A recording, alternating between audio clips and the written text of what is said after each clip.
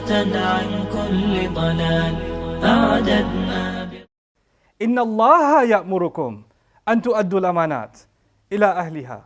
The violation is not just between you and the one who gave you a trust. You just violated something Allah commanded. You understand? The mindset of the Muslim changes.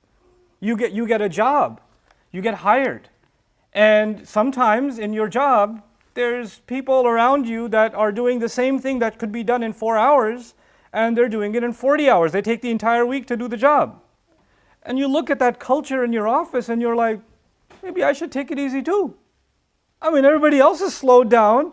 Why do I have to look like and then they're going to look at me funny because I'm doing my job and you're making us look bad, bro. What are you trying to get a promotion? Is that what it is?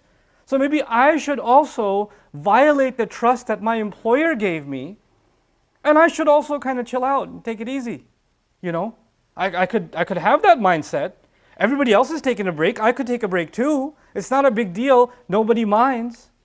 But that trust was not given to you by your manager. The manager doesn't pay your check.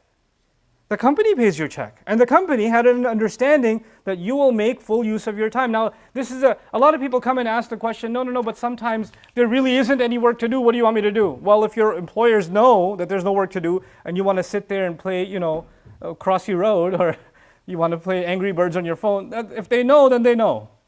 If they know, then they know. And for some people, this is even more strange because the employer is paying you to do your job and you're using that time to listen to Islamic lectures. If they're okay with that, that's something else. But if you're supposed to be doing your job and you're like, no, I want to do something, that's un-Islamic. What you're doing is un-Islamic because you're violating a trust that was given to you. If they're okay with it, that's something else. But if they're not, if they don't even know and you're doing it behind their back, then this is an amana you're not giving back. You're violating a trust. The same thing happens with kids at school. When our children are, being entrusted, for not just older kids whose college tuition sometimes the parents are paying, right? But even younger kids, when you're providing for their schooling and their transportation, and they get to a certain age where they have a pretty well-developed conscience, when they're cutting classes or they're not doing their homework or they're not paying attention in school, they need to understand something. They're not just getting away with it at the school, or they're not just violating the rights of their parents. Their parents entrusted them with something. It's not an easy thing to put up, to afford an education for our children. It's not an easy thing. And when you've been entrusted with that you're going to make good use for it. Or kids ask, can I have a phone? Can I have a phone? Which is like asking, can I have a nuclear device? But we're okay with giving our kids phones nowadays. Okay, here's a phone and here's, 5G. Take it. Of course, you'll only use it for halal, so it's okay. My children, because we come from a Muslim family and we have last names like Muhammad and Ali and whatever, therefore we are genetically incapable of doing anything wrong with our cellular devices. So it's completely fine. You go ahead. You're not like the other kids, so you're okay. And we hand it over. We don't even train our children with this principle that you have to take something and you have to give it its full right. When you're being entrusted with something, that means nobody's watching over you and you're still doing the right thing. And it is Allah who commands you to do that. إِنَّ اللَّهَ يَأْمُرُكُمْ أَن تُؤَدُّوا الْأَمَانَاتِ إِلَىٰ أَهْلِهَا. I talked to you about traffic, I talked to you about employers, I talked to you about kids at school, even older kids whose your parents are paying for your college tuition, and there's skipping classes and hanging out with your friends in the student lounge. You're violating a trust that Allah gave you. Allah gave you that. They spent sweat and tears to earn that income to pay for your college tuition, and you're going to go play ping pong? And you're going to do whatever else and not do your assignments? And not put your heart and soul into your education? I don't feel like it. I'm not sure what my major is yet. This guy's in college for like 4 years, and they're like, what's your major? Still deciding. You're still deciding? This is the violation of amana that has been given to you. The blessing that has been given to you, and it's not okay to do that. And it goes even further than that. This one small statement, it is in fact Allah. He's the one commanding you to fulfill the trust that you've been given to those who deserve them.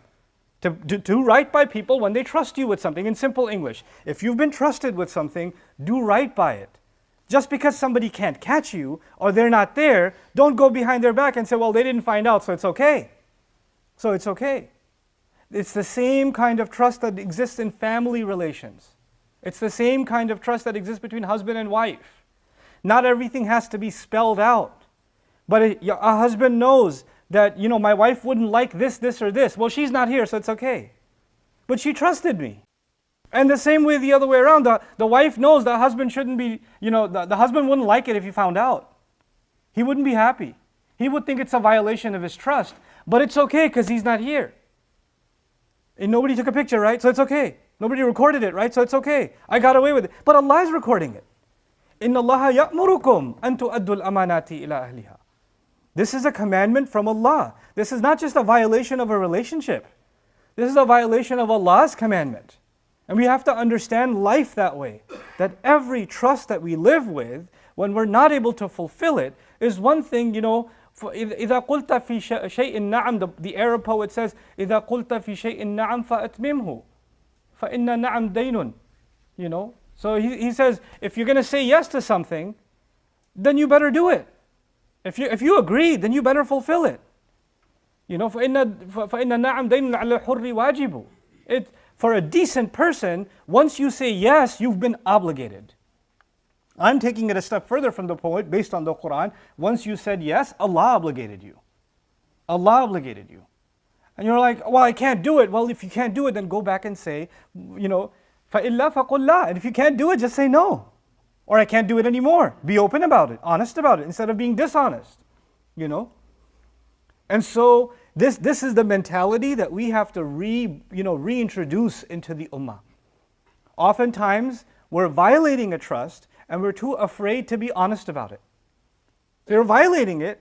You're already doing something wrong, but I don't want to hurt this person's feelings. Understand something. Forget about hurting anybody's feelings. You're right now displeasing Allah.